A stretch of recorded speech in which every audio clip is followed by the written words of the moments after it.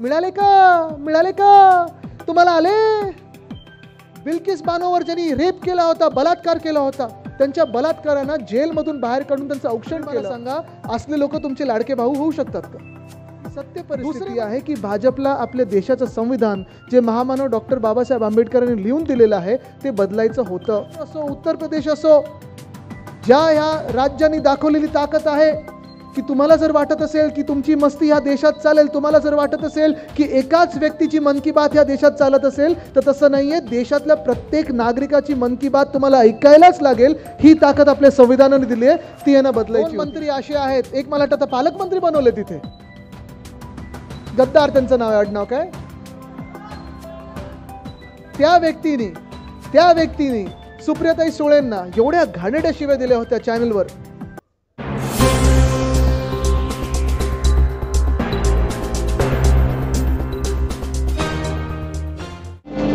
छत्रपती शिवाजी महाराज की.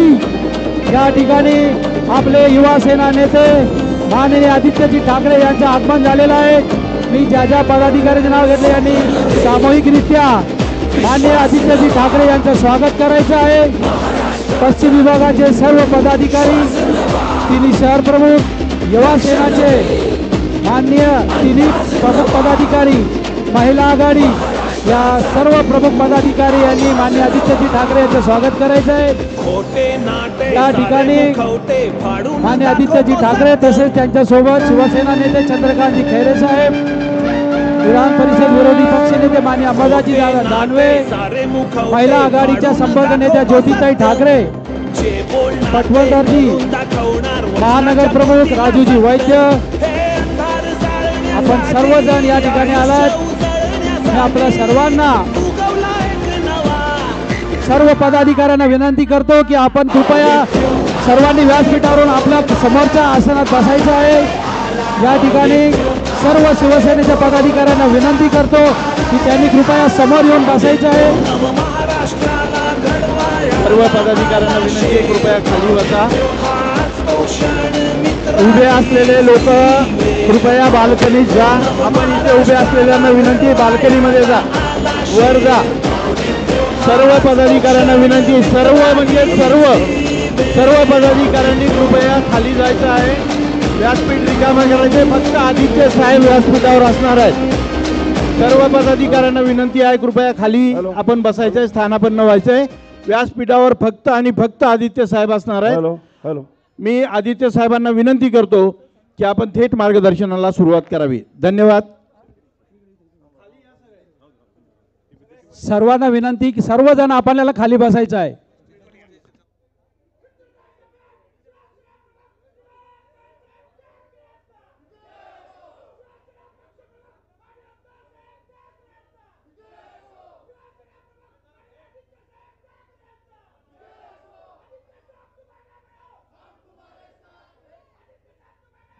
जय महाराष्ट्र. बसून घ्या, बसून घ्या. अजून मागून येत आहेत, वरती पण बसत आहेत. थोडी सगळ्यांची माफी मागतो, उशीर झाला येण्यात, पण निवडणुकीसारखं आलोय, उशिरा आलोय. अशाच निवडणुका देखील आपल्याकडे उशिरा येत आहेत.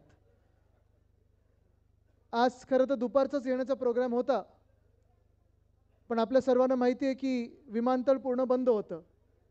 साधारणपणे सकाळपासून संध्याकाळपर्यंत विमानतळ बंद असल्यामुळे इकडचं विमानतळाची वेळ, मुंबईच्या विमानतळाची वेळ ही सगळी सांगड घालून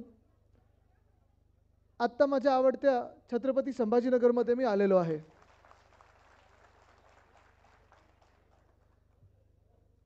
आजचं चित्र आणि निवडणुकीच्या आधीचं चित्र हे फार वेगळं होतं. अरे जरा थांबा ना, काय चाललंय? लहान मुलांना बसू दे ना खालती. तुम्ही स्टेजवर कशाला उभं करता त्यांना? खालती बसवा, बसा बसा. उभं नका ठेवू कोणाला, बसून घ्या ना तुम्ही. इथे आता एक एक हे करू नका, बसून घ्या. त्यांना काही दिलंय का खायला वगैरे? एवढे वेळ थांबले असतील तर ते. आपण सगळे जरा खालती व्हा ना, खालती बसा, समोर या सगळ्यांनी. कोणी विंगेत थांबू नका.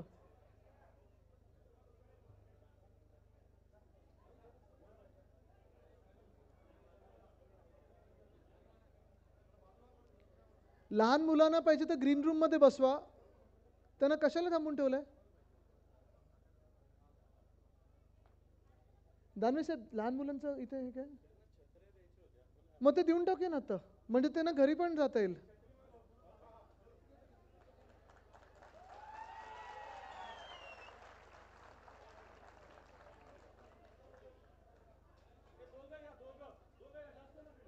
येऊ दे येऊ दे येऊ दे, त्याने येऊ दे. या सगळ्यांना येऊ दे. त्यांना काही बिस्किट चहा वगैरे दिलाय का? अच्छा चालेल. अच्छा या, थांबा इथे या.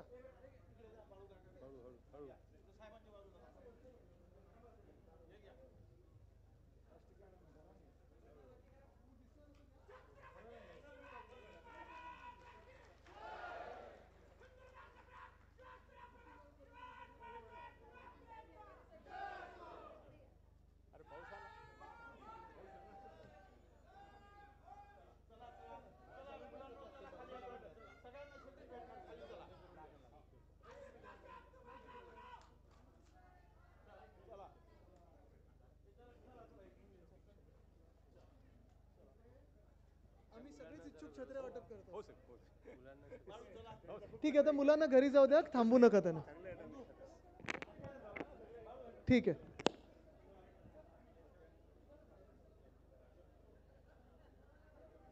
ठीक आहे, 2 मिनिटं सगळ्यांना बसू द्या, मग परत सुरू करतो. लहान मुलांना घरी सोडायला कोण आहे ते बघा जरा तुम्ही, प्लीज स्वतः जाऊन बघून या.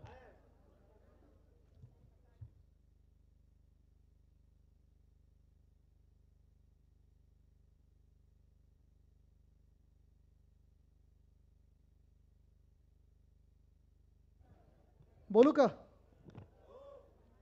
ठीक आहे. तर मी हेच सांगत होतो की निवडणुकीच्या आधीचं चित्र, लोकसभेच्या आणि आता लोकसभेनंतरचं चित्र हे फार बदललेलं आहे. देशात तर फार बदललेलं आहेच. कदाचित इथे छत्रपती संभाजीनगरमध्ये जे आता खासदार निवडून आलेले आहेत, मला माहीत नाही आता किती वाईनचे परवाने वगैरे कुठे कुठे स्पीड ब्रेकर येतील हे मला माहीत नाही. नाही, पण फक्त बोलून चालणार नाही, त्यांना हरवून दाखवायला लागतं. आणि आता ही जी निवडणूक आपण पाहत आहोत, देशात जे चित्र बदललेलं आहे ते ह्याचसाठी बदललेलं आहे कारण 4 जूनचा निकाल जो होता तो आपल्या देशासाठी, आपल्या संविधानासाठी, आपल्या लोकशाहीसाठी, तुमच्या आमच्या आवाजासाठी फार महत्त्वाचा होता. 4 जूनच्या आधी जे चित्र दिसत होतं, देशभरात चित्र दिसत होतं, ते असं होतं की जणू काही भाजप, आणि खरी परिस्थिती आहे म्हणजे ते जरी नंतर बोलत असतील की खोटं नॅरेटिव्ह आहे, फेक नॅरेटिव्ह आहे, ही सत्य परिस्थिती आहे की भाजपला आपल्या देशाचं संविधान जे महामानव डॉक्टर बाबासाहेब आंबेडकरांनी लिहून दिलेलं आहे ते बदलायचं होतं.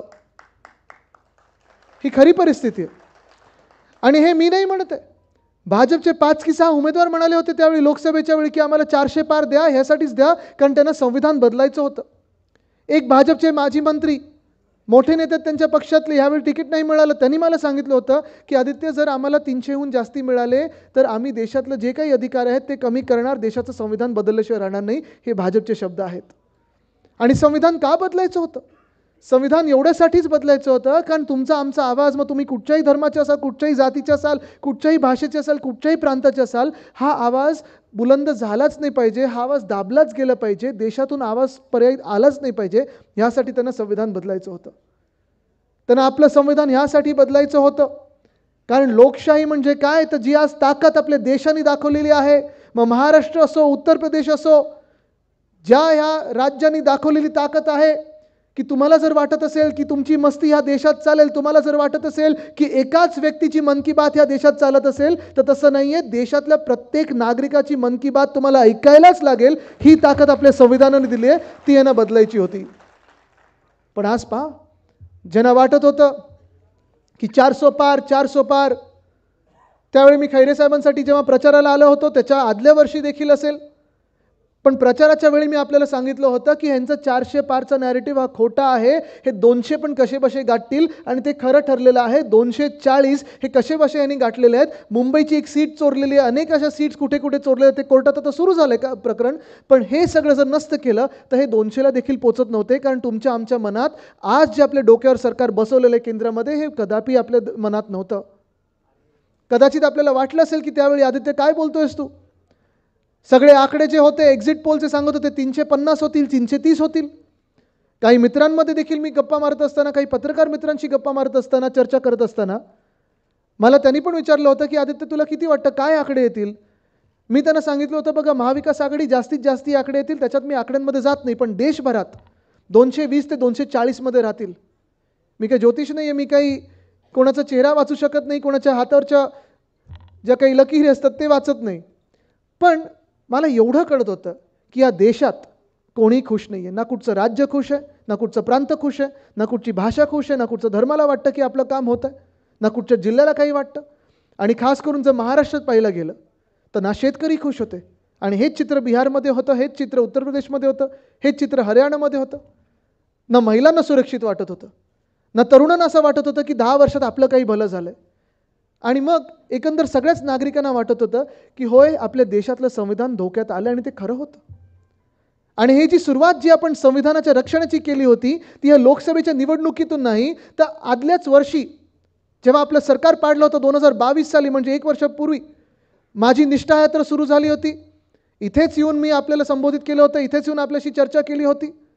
आणि त्या निष्ठा यात्रेच्या दरम्यान जे जे लोक गद्दारी करून तिथे पळून गेले त्यांना काय काय आपलं मिळालं. मग काही माझ्या मंचावर होते त्यावेळी, काही पलीकडे पळून गेले होते, काही सुरतला गेले होते, काही गुवाहाटीत जाऊन भेटले, कधी गोव्यात जाऊन टेबलांवर नाचले. आणि ठीक आहे, आज कदाचित त्यांची थोडेफार काळासाठी तरक्की झाली असेल. कोणाला 72व्या मजल्यावर काही घर मिळालं असेल,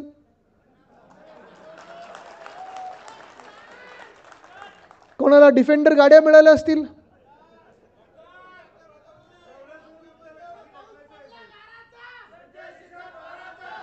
काय काय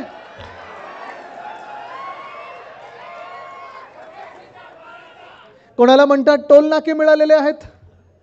पण हे सगळं जरी असलं आणि ह्या 50 खोकेवाल्यांना सगळं काही त्यांचं आवडतं चाहतं जे काही असेल त्यांच्या मनामध्ये, तो अलादीनचा दिवा कसा होता, थोडं घासलं की जे पाहिजे तसं तसं मुख्यमंत्री महोदयांकडे जातात. हे असं थोडं केलं की सगळं काही मिळतं. पण हे जरी त्यांच्यासाठी खरं असेल तरी तुम्ही मला सांगा गेल्या 2 वर्षामध्ये महाराष्ट्राला जे हवं आहे, महाराष्ट्राच्या तरुणांना जे हवं आहे, महाराष्ट्रातल्या शेतकऱ्यांना जे हवं आहे, महाराष्ट्रातल्या महिलांना जे हवं आहे, हे महाराष्ट्राला मिळालं आहे का? आपल्या नशिबात जे यायला पाहिजे होतं महाराष्ट्र म्हणून, तुम्ही आम्ही म्हणून विचार बाजूला ठेवा. शिवसेना उद्धव बाळासाहेब ठाकरे पक्ष म्हणून हा विचार बाजूला मनातून काढा, की नेते म्हणून आपण विचार करतोय, की इच्छुक म्हणून विचार करतोय, की खासदार किंवा आमदार, हा विचार बाजूला ठेवा. पण एका महाराष्ट्राचा नागरिक म्हणून तुम्ही विचार करा की गेल्या 2 वर्षामध्ये जो कारभार आपल्याला अपेक्षित होता, जे आपल्याला डोळ्या देखत दिसायला पाहिजे होतं, जी प्रगती आपली झाली पाहिजे होती, जशी या 50 खोक्यावाल्यांची झाली, या गद्दारांची झाली, ती प्रगती आपल्या महाराष्ट्र राज्याची झाली आहे का? हा विचार तुम्ही केला पाहिजे. कारण एक निवडणूक आता मागे गेलेली आहे. आणि जसं मी सांगत होतो, निष्ठा यात्रा माझी चालू होती, त्यानंतर उद्धव साहेबांनी आणि महाविकास आघाडीने महाराष्ट्रात संविधान रक्षणाची वज्रमूठ ही सभा आपण हाती घेतली होती. संभाजीनगर, छत्रपती संभाजीनगरमध्ये देखील सभा झाली होती, फार मोठी सभा झाली होती. आणि तेच संविधान आपण वाचवण्यात जर केंद्र सरकारच्या तिथे आपण यशस्वी ठरलो असू, तरी एक मोठी लढाई आता पुढची आपली येत आहे. ही लढाई संपलेली नाही आहे. कारण संविधान रक्षण ह्याची सुरुवात आणि गरज खरोखर जास्तीत जास्त ह्या महाराष्ट्रात हवी आहे.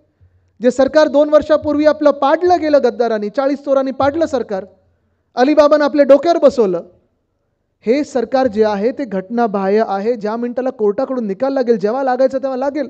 आता काय अपेक्षा तर आहेच, तारीख पर तारीख मिळत चाललेली आहे, पण जेव्हा लागेल तेव्हा हे 40 चोर जेव्हा बाद होतील तेव्हा हे ठरवलं जाईल की हे सरकार घटनाबाह्य होतं. आणि घटनाबाह्यचा अर्थ हाच आहे की डॉक्टर बाबासाहेब आंबेडकर महामानव यांनी जे संविधान आपल्याला लिहून दिलेलं आहे ते संविधान यांनी बाजूला ठेवलेलं आहे. पण लोकसभेची निवडणूक ही लोकशाहीची होती, जे लोकशाही आता महाराष्ट्रातून तर बाजूलाच काढलेली आहे. गेले 2 वर्ष तुम्ही मला सांगा, तुम्ही कधी नगरसेवक 2 वर्षात पाहिलाय का कोणी? नाही, कारण निवडणूकच झाल्या नाही आहेत. 4 वर्ष, पण 4 वर्षांमध्ये पहिली 2 वर्ष कोविडची होती, त्यानंतर निवडणुका लागायला पाहिजे होत्या, प्रशासक लागलेले आहेत. त्यानंतर कुठेही महापौरची निवडणूक नाही, कुठच्याही कमिटीची निवडणूक नाही. तसंच नुसतं छत्रपती संभाजीनगर नाही तर मुंबई असेल, पुणे असेल, ठाणे असेल, नागपूर असेल, नाशिक असेल, कोल्हापूर, सोलापूर, वसई विरार, पनवेल, कुठेही जर पाहिलं तर महापौर नाही, नगरसेवक नाही, कमिट्या नाही, काम नाही. घाबरतातच. पण फक्त घाबरत नाही तर 2 गोष्टी आहेत. एका बाजूला घाबरतात जनतेच्या समोर जायला, पण त्यांच्या मागच्या दारातून जे कॉन्ट्रॅक्टर तर समोरच्या दारातून मंत्रालयात घुसायला लागलेले आहेत, ते कॉन्ट्रॅक्टरच्या समोर नतमस्तक होतात आणि मिंदे सरकार CM म्हणजे कॉन्ट्रॅक्टर मंत्री असं ते झालेलं आहे. सगळीकडे कॉन्ट्रॅक्ट कॉन्ट्रॅक्ट कॉन्ट्रॅक्ट. सगळ्या काही हायवे, आता नवीन हायवे म्हणजे जुना रस्ता कुठचा रिपेअर होत नाही, जुने खड्डे काही बुजत नाहीत, पण नवीन हायवे करायचे, नवीन उड्डाणपूल करायचे, नवीन बोगदे करायचे. कशासाठी, कोणासाठी, का म्हणून? आज आपण प्रश्न पाहत आहोत हा सर्वात मोठा, की जसं लोकशाही मी सांगितलं तुम्हाला धोक्यात आहे. महाराष्ट्रात निवडणूक झाली नाही, पुणे आणि चंद्रपूर लोकसभेची निवडणूक 1-1 वर्ष, 1.5 वर्ष पोटनिवडणूक झालीच नव्हती. आपल्या महानगरपालिका असतील, नगरपालिका असतील, अनेक निवडणुका अशा पेंडिंग ठेवल्यात. हेच सोडा, मुंबई युनिव्हर्सिटीमध्ये, मुंबई विद्यापीठामध्ये सिनेटची निवडणूक जी असते ती पण घेण्यासाठी यांना हिंमत नाही. असं हे मिंदे आणि भाजप प्रणित सरकार आहे. पण एका बाजूला लोकशाहीसाठी आपण लढलो, एका बाजूला संविधानासाठी लढलो. छत्रपती संभाजीनगरमध्ये निकाल जो काही आला असेल, पण आपल्याला पुन्हा एकदा तयारी करायला लागेल, कारण ही लढाई सर्वात जास्ती लोकशाहीची असेल किंवा संविधानाची असेल, ती महाराष्ट्रात सर्वात महत्त्वाची ठरणार आहे, सर्वात महत्त्वाची ठरणार आहे. आणि जशी संविधानाची ही लढाई आहे, तशी आपल्या स्वाभिमानाची देखील ही लढाई आहे, हे विसरू नका. स्वाभिमान आपला चिरडला जात आहे.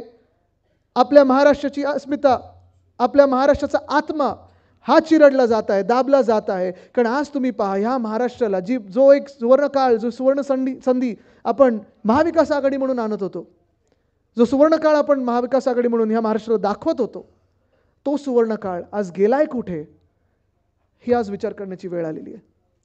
महाविकास आघाडीचं आपलं सरकार असताना आपल्याला आठवत असेल, अनेक वेळा मी याच छत्रपती संभाजीनगरमध्ये आलो. एक ते खाम नदीचं इथे चांगले ते एका NGOनी काम केलेलं आहे, ते आता पुरस्कार मिळणार आहे त्यांना, पर्यावरणाचा पुरस्कार, जागतिक पुरस्कार त्या खाम नदीवर ज्यांनी काम केलं त्यांना मिळणार आहे. पण त्यांना प्रशासनाची देखील आपली जोड होती. तसंच रस्ते असतील, मला आठवतं घोडेलेसाहेब आपण इथे आहात, महापौर आपण असताना अंबादास जानवेजी असतील, खैरेसाहेब असतील, मी असेन, रात्री आपण 11:30-12 नंतर रस्त्यांवर फिरलेलो आहे, गल्ल्यांमध्ये फिरलेलो आहे. आणि तेव्हाचे आपले जे म्युन्सिपल कमिशनर होते त्यांच्यासोबत आपण फिरलेलो आहे. कारण आपल्या छत्रपती संभाजीनगरमधले रस्ते कसे चांगले होतील, STPचं असेल, कचऱ्याचा जो प्लांट होता तिथे स्वतः आपण गेलो होतो. अर्थात तो वास सगळं आपल्या ते विलगीकरणाच्या प्लांटला जाऊन दिवसभर तो स्वतः आपण वास घेऊन फिरलो होतो.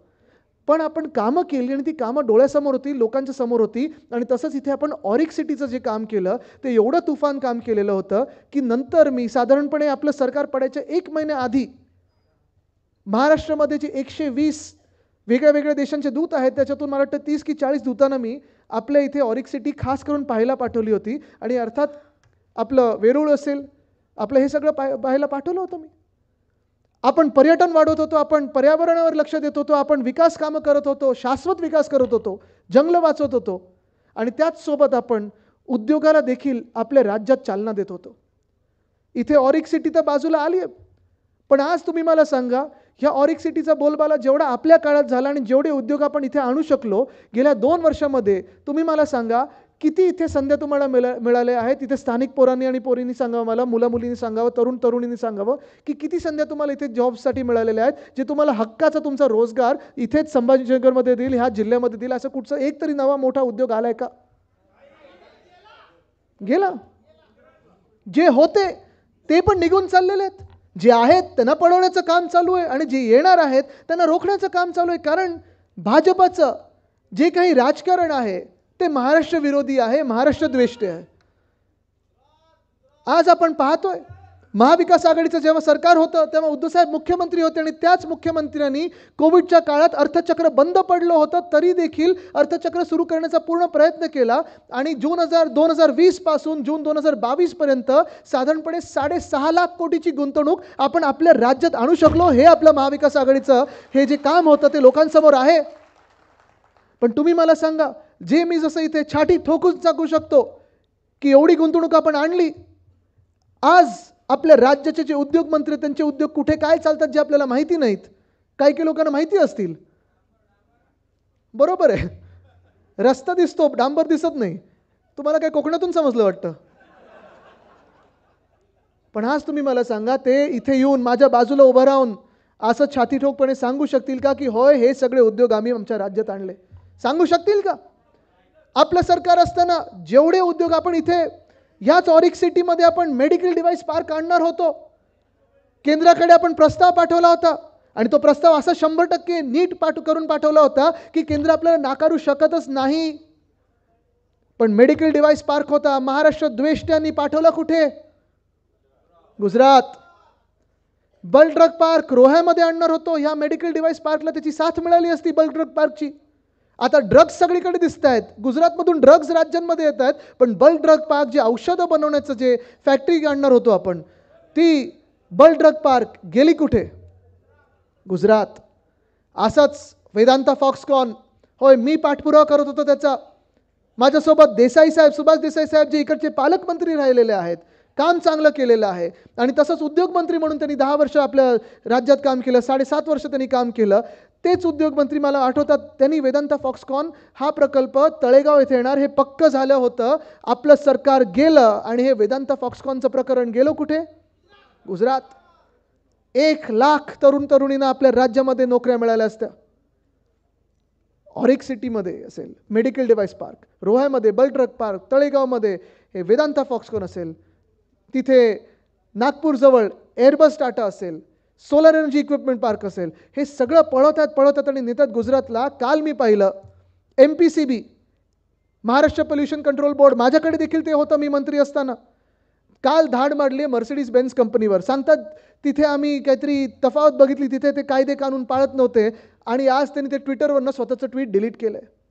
आज मी मिंदे साहेबांना विचारत आहे, आज मी ह्या घटनाबाह्य मुख्यमंत्र्यांना, गद्दार मुख्यमंत्र्यांना विचारत आहे की काल जी MPCBनी धाड टाकली मर्सिडीज बेन्झ कंपनीवर, ती धाड होती की काहीतरी पाहिजे? बरोबर आहे, बरोबर आहे, विषय कळला तुम्हाला. हे पहिलं स्पष्टीकरण द्या. दुसरं म्हणजे जर धाड टाकली असेल, काय आढळून आलं तुम्हाला? काय नक्की तुम्ही दंड लावलेला आहे? काय चुकत होतं मर्सिडीज बेन्झ कंपनीचं हे देखील सांगा. कारण त्या कंपनीनी जग जाहीर सांगितलेलं आहे की आम्ही जागतिक पातळीचे स्टँडर्ड्स फॉलो करतो, आम्ही एक सुद्धा चूक केलेली नाही आहे. एवढी हिंमत जर त्यांच्यात असेल तर काहीतरी ते खरं करत असतील. पण तरुणांनी हा विचार केला पाहिजे. एका बाजूला जर्मनीची कंपनी जी महाराष्ट्रात आलेली आहे, त्यांना हे गुजरातला पाठवण्याचा पूर्ण प्रयत्न करत आहेत, इथे कंपन्या बंद करून किंवा हप्ते घेऊन किंवा जे काही मागून, मला माहीत नाही, खोक्याचं धोक्याचं राजकारण चालू असतं. पण दुसऱ्या बाजूला आपल्याला सांगतात की जर्मनीमध्ये आपल्याला 1 लाख नोकऱ्या मिळणार आहेत. इथे कोणाला जर्मन भाषा येते का? जरा हात वरती करावं. एकाला येते वाटतं तिथे.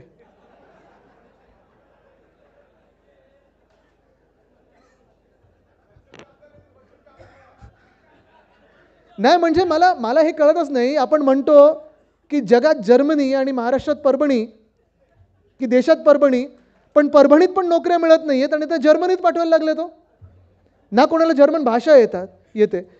1-1.5 लाख विजा हे देऊ शकणार नाही आहेत. आपल्या लोकांना, आपल्या तरुण मुला मुलींना इथे इंजिनियरचे इथे जॉब्स मिळत नाहीत आणि देणार आहेत जर्मनीमध्ये. काय विमान तुम्ही पाठवणार आहे भरून? ह्या गद्दारांना असं वाटतं की गोवा, गुवाहाटी, सुरतला गेले तसं हे ना तिथे जायचं आहे. पण असं होऊ शकत नाही.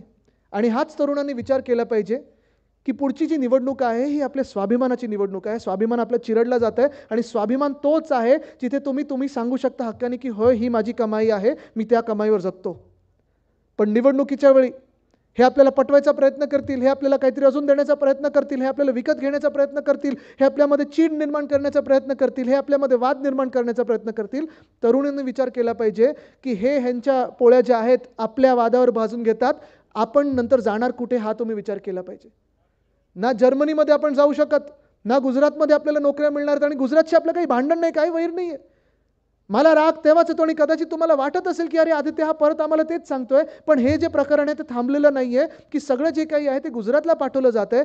गुजरातचं जे हक्काचं आहे त्यांना मिळालंच पाहिजे. पण माझ्या हक्काचं, महाराष्ट्राच्या हक्काचं आहे जे तेव्हा तिथे पाठवतात तेव्हा मला राग येतो, तिथे मी नडणार म्हणजे नडणारच. आपलं सरकार ह्याचसाठी आणणं गरजेचं आहे. धावपळ करून ठीक आहे, जे आसामला जायचं आहे आसामला जाऊ दे, काश्मीरमध्ये तिकडची गुंतवणूक तिथे जाऊ दे, पण महाराष्ट्राची गुंतवणूक जी आपण धावपळ केली, ज्यासाठी आपण हट्ट केला, किंवा जसं भाजपले सांगतात बाळ हट्ट केला आदित्यनी, ठीक आहे चला बाळ हट्ट केला. काय माझ्या आजोबांचंच नाव बाळ केशव ठाकरे होतं तर बाळ हट्ट, चला बाळासाहेब आहेतच माझ्या नावामध्ये. पण मुख्य गोष्ट हीच आहे की बाळ हट्ट असेल, धावपळ असेल, मेहनत असेल, ज्या गोष्टीसाठी केली ती गोष्ट हीच होती की माझ्या तरुणींना, माझ्या मित्रमैत्रिणींना, इकडच्या महाराष्ट्रातल्या आपल्या युवा वर्गाला नोकऱ्या मिळायला पाहिजेत, ज्या नोकऱ्या आज मिळत नाही आहेत. MIDC मध्ये नोकऱ्या मिळत नाहीत, MIDC ओस पडत चाललेली आहे. ज्या MIDC चांगल्या होत्या त्या बंद पडत चाललेल्या आहेत. जे उद्योगपती आहेत ते मला अनेकदा भेटतात. परवाकडे नाशिकला होतो, आज छत्रपती संभाजीनगरमध्ये काही भेटीगाठी होत असतात आणि ते मला सांगतात की आदित्यजी आम्ही जायचं कोणाकडे? एक घटनाबाह्य CM आहेत, 2 हाफ DCM आहेत, एकाकडे गेलं की दुसरे 2 नाराज. त्यांना काही दिलं म्हणून फोन येतात, आम्हाला काय देत नाही? ते बोलतात साहेब आम्ही काही द्यायला आलो नाही, तुमच्याकडून परवानगी घ्यायला आलो आहे. पण आज जी काही स्कीम चालू आहे, एकच लाडका उद्योगपती, एकच सगळं काही चालवणार, सगळे एअरपोर्ट त्यांच्याकडे, धारावी त्यांच्याकडे, मुंबई त्यांच्या घशात. आणि तसंच जर पाहिलं गेलं तर दुसऱ्या बाजूला लाडका माझा कॉन्ट्रॅक्टर ही जी योजना आहे, हीच योजना चालू आहे. तेही कॉन्ट्रॅक्टर कुठून आले ते तुम्ही लक्षात घ्या.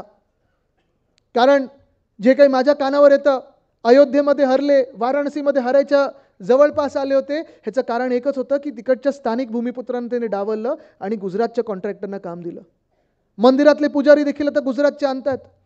जी जुनी प्राचीन मंदिरं होती ती तोडली त्यांनी, मूर्त्या तोडल्या आणि हे हिंदुत्व आपल्याला शिकवायला निघालेले आहेत. पण हेच जे मी सांगतोय की आपल्याला वादांमध्ये हे गुंतवून ठेवणार आणि तुम्हाला मतदानाच्या दिवशी भलतं काहीतरी व्हॉट्सॲपवर येईल, त्या व्हॉट्सॲपच्या युनिव्हर्सिटीवर जाऊ नका. जे तुम्हाला नोकरी आहे की नाही आणि तुम्हाला नोकरी सध्या कोणाच्या काळात मिळत होत्या आणि सध्या खेचून कोणी घेतलेल्या आहेत हा विचार करून तुम्ही ज्या दिवशी मतदान होईल, अर्थात मध्ये प्रचारसभा होतीलच, पण आज कार्यकर्ता मेळावा आहे, पदाधिकाऱ्यांचा मेळावा आहे, ही काही जाहीर सभा नाही आहे. आणि ह्या पदाधिकाऱ्यांच्या मेळाव्यात मी तुम्हाला आज खास करून आवर्जून सांगतो की हा निरोप तुम्ही स्थानिक तिकडच्या तरुणांना आणि तरुणींना दिला पाहिजे. प्रायव्हेट उद्योगात कुठेही स्थान नसताना आपण सहसा जात असतो मग पब्लिक सर्व्हिसमध्ये. मागच्या आठवड्याच्या बातम्या किती लोकांनी वाचल्यात? MPSCचा जो काही सगळा घोळ झालेला आहे, वाचलं ना तुम्ही? परत मला वाटतं इकडून आपल्या मराठवाड्यातून तर अनेक मुलं जातात पुण्यामध्ये MPSCच्या परीक्षा द्यायला आणि ट्युशन घ्यायला. किती वेळा आंदोलनं करायची? 22मध्ये, 23मध्ये, 24मध्ये. बरं किती किरकोळ तो विषय हो की IBPSची एक परीक्षा आणि MPSCची एक परीक्षा एकाच दिवशी आली. ठीक आहे, पत्रव्यवहार केला असेल तर तारखा बदला. पण हा आडमुठीपणा जो आहे MPSCचा की आम्ही तारीख बदलणारच नाही, काय करताय तुम्ही? म्हणजे काय देशाची निवडणूक चालू होते की आम्ही तारीख बदलणार नाही? की मोठी कुठची वर्ल्ड कपची फायनल आहे की आम्ही तारीख बदलणार नाही? ठीक आहे, मी समजू शकतो क्रिकेट आणि टेनिसची वर्ल्ड कप दोघांची एका दिवशी आहेत, पण या स्पर्धा परीक्षात ह्या तरुणींच्या भवितव्याबद्दल आहे, तुम्ही खेळू नका त्याच्याशी. किती वेळा तुम्ही आंदोलन करायला लावणार? किती दिवस आम्हाला तुम्ही रस्त्यावर बसायला लावणार? आणि मग हे सगळा घोळ घालून जेव्हा परीक्षा आपण उत्तीर्ण होतो, पास होतो, त्याच्यानंतर कोण ना कोणातरी फोन करायला लागतो, खोके द्यायला लागतात, खोकेने तर अजून काही छोटा एन्व्हलप द्यायला लागतात, पाकिट द्यायला लागतात. पोस्टिंगसाठी, बदली पोस्टिंगसाठी महाराष्ट्रामध्ये खोके, पाकिट वगैरे हे जे सुरू झालेलं आहे कल्चर, ही संस्कृती कधी आपल्या राज्याची नव्हती, ती आज दुर्दैवाने आपल्या राज्यात सुरू झालेली आहे.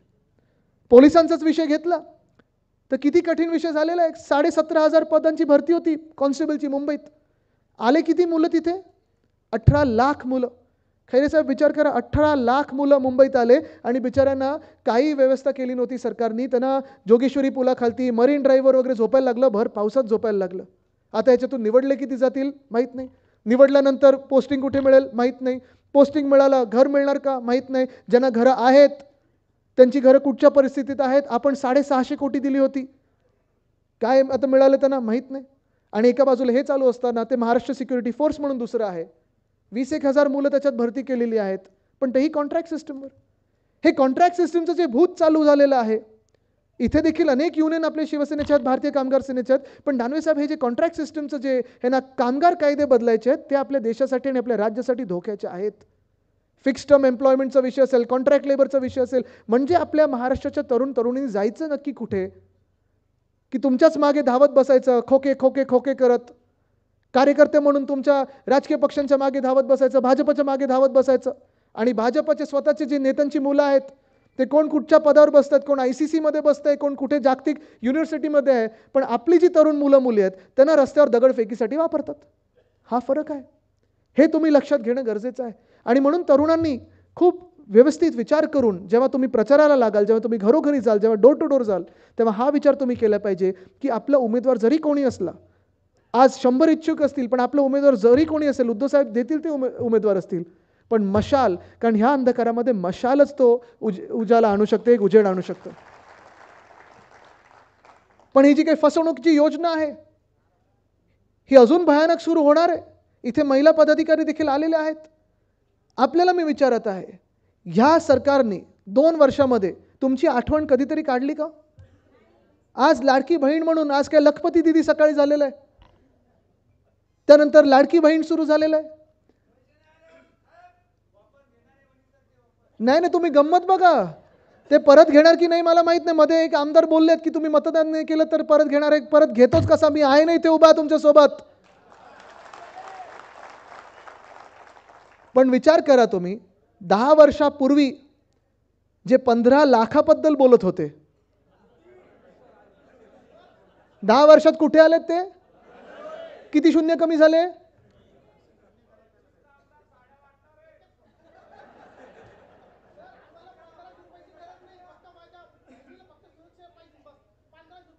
$1500च नाही, आपलं सरकार आल्यानंतर आपण वाढीव देऊ. ठीक आहे, बसा, त्याच्यावर येतो मी. पण महत्त्वाचं म्हणजे हा फुगा फोडणं गरजेचं आहे की हे सगळं खोटं आहे, थोटांड आहे. 2 वर्षामध्ये ह्या महाराष्ट्रात अनेकदा आपण ओरडलेलो आहे, अनेकदा आपण आंदोलन केलेली आहेत. 2 मंत्री असे आहेत, एक मला वाटतं पालकमंत्री बनवले तिथे, गद्दार त्यांचं नाव आहे, आडनाव काय? त्या व्यक्तीने सुप्रियाताई सुळेंना एवढ्या घाणेरड्या शिव्या दिल्या होत्या चॅनलवर, केवढ्या घाणेरड्या शिव्या दिल्या होत्या, महिलेला शिव्या दिल्या. तुम्ही 1 मिनिट विचार करून मनातून काढून टाका की सुप्रियाताई राष्ट्रवादी काँग्रेसचे नेते आहेत किंवा खासदार आहेत, पण जी व्यक्ती, जो मंत्री ह्या अशी शिवीगाळ कोणालाही, महिला पुरुष कोणालाही करू शकतो, त्या मंत्र्याला खरं लाथ मारून काढून टाकायला पाहिजे होतं मंत्रिमंडळातून, गेट आउट सांगायला पाहिजे होतं. त्यांना तुम्ही पालकमंत्री म्हणून छत्रपती संभाजीनगरच्या डोक्यावर बसवलेलं आहे. तुम्ही मला सांगा, असले लोक तुमचे लाडके भाऊ होऊ शकतात का?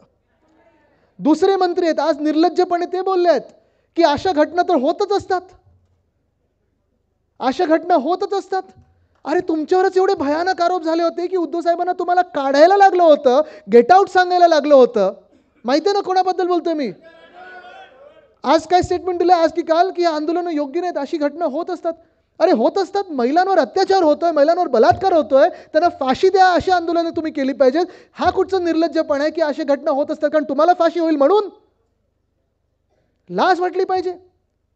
पण ह्या लोकांना जर तुम्ही मंत्रिमंडळात ठेवत असाल तर हे घटनाबाह्य मुख्यमंत्री तुमचा लाडका भाऊ होऊ शकतो का? तिसरी गोष्ट तुम्हाला विचारतो, आणि हे मी आधी पण बोललेलो आहे, त्यांचा जो मित्र पक्ष आहे किंवा त्यांच्या मागे जी महाशक्ती उभी आहे भाजपा, त्यांचे लोक किती सांगायचे, प्रधानमंत्री महोदय स्वतः ज्या रेवण्णासाठी गेले होते प्रचाराला, 2500 महिलांवर त्यांनी अत्याचार केलाय, बलात्कार केलाय, त्यांचे व्हिडिओ काढलेले आहेत, त्या रेवण्णासाठी प्रचार करणारी भाजप तुमचा लाडका भाऊ होऊ शकतो का? बिल्किस बानोवर ज्यांनी रेप केला होता, बलात्कार केला होता, त्यांच्या बलात्कारांना जेलमधून बाहेर काढून त्यांचं औक्षण केलं, त्यांना हार घातले आणि प्रचारात फिरवलं. जातपात धर्म न पाहता बिल्किस बानोची किंवा त्या बलात्काराची, वंदनीय हिंदू सम्राट बाळासाहेब ठाकरेंची भूमिका हीच असती की त्या बलात्काराला फाशीवर चढवा. त्या बलात्कारांचा सत्कार करणारा भाजप तुमचा लाडका भाऊ होऊ शकतो का? नाही होऊ शकत. हे सगळं निवडणुकीबद्दल फसवणूक आलेली आहे. आणि हा लाडका भाऊ जो स्वतःला लाडका भाऊ म्हणून म्हणत आहे, काल जेव्हा आपण आंदोलन करत होतो, महाविकास आघाडी म्हणून आंदोलन नाही तर महाराष्ट्र म्हणून आंदोलन करत होतो, ते ह्या विकृती विरुद्ध आंदोलन करत होतो. आणि त्याच वेळी भाजपने आपल्या विरोधात आंदोलन केलं. आपलं कालचं आंदोलन खरं तर बंद, आणि नंतर आंदोलन बंद आपण केलं नाही कारण हायकोर्टाने, सन्मान्य उच्च न्यायालयाने आपल्याला सांगितलं की बंद करू नका. ठीक आहे, 2 पर्यंतच बंद होता, पण तो देखील आपण नाही केला. पण काल जे आपण आंदोलन केलं होतं ते कुठच्याही राजकीय पक्षाविरुद्ध केलं नव्हतं. आपलं कालचं आंदोलन हे राजकीय नव्हतंच. कालचं आपलं आंदोलन संस्कृती विरुद्ध विकृती होतं, आणि त्या विकृतीच्या बाजूने भाजपने आंदोलन केलेलं आहे. हे तुम्ही लक्षात घ्या, हे तुम्ही लक्षात घ्या. पुढच्या काही दिवसांमध्ये अजून घरा जे घटनाबाह्य मुख्यमंत्री फिरतात, मिळाले का तुम्हाला? आले? हा बरोबर. हा सगळा खोटारडेपणा सगळीकडे चालणार आहे. आत्ता सांगतात की आमचं सरकारांत परत वाढीव देऊ. मी त्यांना सांगतो, हिम्मत असेल तर आत्ताच वाढीव द्या. तुमचं सरकार येत तर नाहीच. आमचं सरकार येणारच आहे आणि मी वाढीव देणार म्हणजे देणारच आहोत. पण त्याच सोबत राष्ट्रपती महोदयांकडे आमचा पाठपुरावा चालू आहे की शक्ती कायदा हा पारित झालाच पाहिजे. शक्ती कायदा आपण आणला होता, शक्ती कायदा आपण मांडला होता, शक्ती कायदा आपल्या विधान भवनात मंजूर झाला होता, आपलं सरकार असताना मंजूर झाला होता.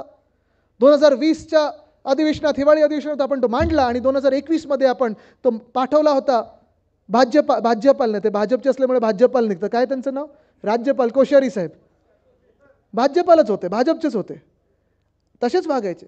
पण त्यांनी पाठवला तो कायदा केंद्राकडे, म्हणजे राष्ट्रपती महोदयांकडे. तुम्ही विचार करा, 2021 निघून गेलं, 22 निघून गेलं, 23 निघून गेलं, आता 24चं संपत आलेलं आहे, पण अजून कायदा पारित झालेला नाही. कशासाठी?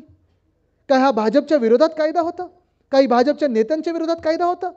कोणाविरुद्ध हा कायदा होता? हा कायदा जो महिलांवर अत्याचार करतो त्याच्या विरोधात होता. हा कायदा महिलांना बळ देण्यासाठी, शक्ती देण्यासाठी कायदा होता. त्या कायद्याचा हा भाजप विरोध करत आहे. हे दुर्दैव आहे. आणि आज आपल्याला सांगत आहे की तुम्ही आमच्या सगळ्या लाडक्या बहिणी आहात. पण हा विचार तुम्ही केला पाहिजे की 15 लाखाबद्दल जे 1500वर आलेले आहेत ते पुढचे पण 2 शून्य काढतील, कारण तसंच फसवणूक आपल्या शेतकरी बांधवांची होत आहे. येतात ना, जेव्हा कर्जमुक्ती होते, जेव्हा आपल्याला आठवत असेल महाविकास आघाडीचं आपलं सरकार आलं, तेव्हा उद्धव साहेबांनी कुठचीही निवडणूक जवळ नसताना देखील 2019मध्ये 2019-20मध्ये म्हणजे आपलं सरकार 19च्या नोव्हेंबरमध्ये आलं, 2019च्या डिसेंबर आणि जानेवारीमध्ये आपण पुढच्या 2 महिन्यात एक कार्यक्रम राबवला होता. तो म्हणजे 2 महिन्यात आपण कर्जमुक्ती 2 लाखापर्यंतची केली होती. तसं जर पाहायला गेलं तर 2019 पासून लोकसभा 5 वर्षावर होती, 2019 पासून विधानसभा पुढच्या 5 वर्ष होती. कुठचेही मुख्यमंत्री निवडणुकीचे जवळ असे सगळे खेळ खेळत असतात. उद्धव साहेबांचं मन हे खरं आहे, पारदर्शक आहे. कुटुंब प्रमुख असल्यामुळे त्यांनी सांगितलं मी माझं वचन पूर्ण करणार. माझं पहिलं महाराष्ट्राला वचन होतं की शेतकऱ्यांची कर्जमुक्ती करणार. ती उद्धव साहेबांनी करून दाखवली होती आणि पुन्हा एकदा करू. शेतकऱ्यांना मदत लागेल तेव्हा आपण देऊ. मला आठवतं कोविडच्या काळात देखील जेव्हा जेव्हा शेतकऱ्यांना मदत लागायची तेव्हा आपण जी काही मदत, काही जास्ती देऊ शकलो नाही पण जी काही मदत लगेच द्यायचो, खांद्याला खांदा द्यायचो, एक आधार द्यायचो, आपण धीर द्यायचो की आम्ही तुमच्यासोबत आहोत. उद्या आता आपण फिरणार आहोत, जिथे शेतकरी भेटतील, शेतकरी मेळावे आहेत, आपले शेतकरी संवाद आहेत, आपले पदाधिकारी देखील असतील. पण तुम्ही ह्या महाराष्ट्रातल्या शेतकऱ्यांना विचारा की गेल्या 2 वर्षामध्ये तुम्हाला वाटतं का की हे सरकार तुमचं आहे? आणि हेच मी तुम्हाला सांगते, महिलांना पण सांगते, जे 1500 बद्दल आता बोलायला लागलेले आहेत, 15 रुपयाचे जर तुम्हाला चेक यायला लागले तर त्याच्यात आश्चर्य काही वाटून घेऊ नका. कारण महाराष्ट्रातल्या शेतकऱ्यांना कधी 2 रुपयाचा चेक, कधी 5 रुपयाचा चेक, कधी 15 रुपयाचा चेक, हे सगळे दाखले आहेत, हे चेक दाखवलेले आहेत, प्रेसमध्ये आलेलं आहे. कारण सुरुवात अशीच झाली की आम्ही 6000 देऊ, प्रधानमंत्री काय ते किसान सन्मान योजना, आणि 4000 रुपये खालतून आम्ही राज्य सरकार म्हणून देऊ. मग हे सगळं होताना एवढे कमी चेक जातात कसे? म्हणजे आता शेतकऱ्यांना एकदा फसवून झालं की आता महिलांना फसवायला सुरू करते की काय हे राज्य सरकार आणि भाजपचं सरकार, हा आता प्रश्न पडायला लागलेला आहे. पण महाराष्ट्र आता फसणार नाही. कारण महाराष्ट्रातल्या शेतकऱ्याला देखील माहिती आहे की पंजाबमधून जे शेतकरी आंदोलन करायला गेले होते, हरियाणामधले जे शेतकरी आंदोलन करायला गेले होते, त्यांच्यावर लाठीचार्ज केला गेला ह्याच भाजपाने. अन्नदाता देवो भव ही आपली देशाची संस्कृती आहे, पण ह्याच अन्नदात्यावर अश्रुधूर सोडला गेला. पोलीस फायरिंग केलं होतं, त्यांना माओवादी बोललं, त्यांना खलिस्तानी बोलले, त्यांना अतिरेकी बोलले, आणि आता ते सांगतात की आम्ही किसानच्या सोबत आहोत. नाही चालू शकत असं राजकारण. त्या शेतकऱ्यांनी दाखवलेलं आहे की देशात कोणाची मस्ती चालत नाही. आज हा आपल्याला विचार करायचा आहे की महाराष्ट्र म्हणून आपल्या स्वाभिमानाचा, आपल्या आत्म्याचा, आपल्या अस्मितेचा विचार आपण करणार आहोत की नाही? की जे चाललं आहे ते चालवत राहायचं, जे चाललंय ते चालवत राहायचं. शेतकरी आत्महत्या करतात. बदलापूरमध्ये जे घडलं, 6 दिवस FIR घेतली नाही, मग त्या गरोदर महिलेला पोलीस स्टेशनमध्ये 10 तास बसून ठेवलं, त्याच्यानंतर FIR घेतली. बरं, जे आंदोलन करायला उतरले त्यांच्यावर लाठीचार्ज केला. हे जे चाललंय हे मान्य असेल तर ठीक आहे, जे चाललंय ते चालू द्या. पण जर तुम्हाला ठरवायचं असेल की ज्या नोकऱ्यांच्या संध्या ह्या भाजपाने आणि भाजप प्रणित खोके सरकारने गुजरातला घालवल्या, बदला नाही तर बदलाव आणायचा असेल आपल्याला, तर तुम्हाला एकजुटीने एकत्र यायलाच लागेल. तुम्ही तयार आहात का? जर तुम्हाला वाटत असेल की गेल्या 2 वर्षामध्ये महिलांवर जे अत्याचार होत आहेत, जे बलात्कार होत आहेत, जे महिलांचा आवाज सतत दाबला जातोय आणि या काही खोट्या नाट्या स्कीम लोकांसमोर आणल्या जातात, ही फसवणूक जर आपल्याला दूर करायची असेल आणि लाडकी बहीणसोबत सुरक्षित बहीण जर आणायची असेल, तर आपल्याला आपल्या आतमधली सगळी जी भांडणं आहेत महाराष्ट्र म्हणून ती बाजूला ठेवायला लागतील आणि आपण एकत्र यायलाच लागेल. तुम्ही एकत्र यायला तयार आहात का? जर तुम्हाला वाटत असेल की आपल्या अन्नदाता जो आहे तो नीट राहायला पाहिजे, सुरक्षित राहायला पाहिजे, त्याला आधार मिळाला पाहिजे, तर पुन्हा एकदा कोणीतरी कुटुंब प्रमुख म्हणून त्या मुख्यमंत्र्यांच्या पदावर बसवला पाहिजे. कारण आत्ताचे जे घटनाबाह्य मुख्यमंत्री आहेत त्यांची शेती तर खूप सुपर आहे. 2च दिवस त्यांना जायला लागतं, एकदा अमावस्याला, एकदा पौर्णिमेला, आणि शेतात अशी शेती चालते की 3-3 हेलिकॉप्टर जातात त्यांच्या शेतामध्ये. पण हे जर चित्र तुम्हाला बदलायचं असेल तर तुम्हाला बदलाव हा घडवायलाच लागेल. तुम्हाला नवीन सरकार आणि महाविकास आघाडीचं सरकार हे निवडायलाच लागेल. तुम्ही ते सरकार निवडायला तयार आहात का? नुसतं हो बोलून आता चालणार नाही. कारण आपण खूप वेळा आपली भाषणं चालतात, आता बघू आपण फडकूनच राहू, आपला निवडणूक आपण जिंकलीच पाहिजे, पण तुम्हाला कार्यकर्ता म्हणून, तुम्हाला पदाधिकारी म्हणून मेहनत घ्यायला लागेल. एक लोकसभेची निवडणूक आपण जिंकल्यासारखी आहोत, कारण आपण मस्ती खालती खेचली, हुकुमशहाला एक खालती आणलेला आहे, म्हणून ही निवडणूक जिंकलं असं नाही आहे. मार्ग सोपा नसणार आहे. सगळं काही ते तुम्हाला करतील, तुम्हाला धमकवण्याचा प्रयत्न करतील. तुम्ही घाबरणार आहात का? तुम्हाला विकत घेण्याचा प्रयत्न करतील, तुम्ही विकले जाणार आहात का? तुम्हाला फसवण्याचा प्रयत्न करतील, तुम्ही फसले जाणार आहात का? या महाराष्ट्रामध्ये हे तर सुरुवात झालेली आहे की हिंदू मुस्लिममध्ये भांडणं, मग इतर काही समाजामध्ये भांडणं, मग आपल्या जातीमध्ये भांडणं, आरक्षणावरनं भांडणं, तुम्हाला मग महिला पुरुषमध्ये भांडणं, जिल्ह्यामध्ये भांडणं. आपण विखुरले जाणार आहोत का? कारण ठीक आहे, इतिहास आपल्याच्या आत्ताच्या काळामध्ये मतदानाचा जो इतिहास असतो ते एक बोट घडवतं, पण एक बोट म्हणजे काही लोकशाही नाही. आपण सगळे जर पाहिलं तर ही जी 5 बोटं आहेत, ही 5 बोटं म्हणजे सगळे समाज आहेत, सगळे धर्म आहेत, सगळे जिल्हे आहेत, सगळे प्रांत आहेत. आपण सर्व ही 5 बोटं आहोत. जर आपल्याला लढायचं असेल तर ह्या 5 बोटांना वेगळं लढून चालणार नाही. जर ताकद बघायची असेल तर ह्या 5 बोटांना एकत्र आणून ही वज्रमूठ तयार केली पाहिजे, तरच आपण लढू शकतो. ही ताकद आहे आणि ही ताकद तुम्हाला दाखवायला लागणार. ही ताकद तुम्ही आज महाराष्ट्राची वज्रमूठ असणार आहात. मी आज पुन्हा एकदा तुम्हाला विचारतोय, तुम्हाला फसवलं जाईल, तुम्ही फसणार आहात का? ईडी, IT, CBI, पोलीस, निवडणूक आयोग तुमच्या मागे लावले जातील, तुम्ही घाबरणार आहात का? तुम्हाला धमकावलं जाईल, तुम्ही धमकले जाणार आहात का? तुम्ही दाबले जाणार आहात का? तुम्ही घाबरणार आहात का? लढायला तयार आहात का? जिंकायला तयार आहात का? मेहनत घ्यायला तयार आहात का? दिवसाला रात्र, रात्रीला दिवस करायला एक तयार आहात का? लढायला तयार आहात का? आणि जिंकायला तयार आहात का? असाल तर मला तुमची वज्रमूठ दाखवा. ही ताकद आहे एकजुटीची. ह्याच्यात ना कुठे कुठे जात दिसत आहे, ना धर्म दिसत आहे, ना प्रांत दिसत आहे. हा मला महाराष्ट्र दिसत आणि महाराष्ट्राचा स्वाभिमान दिसत आहे.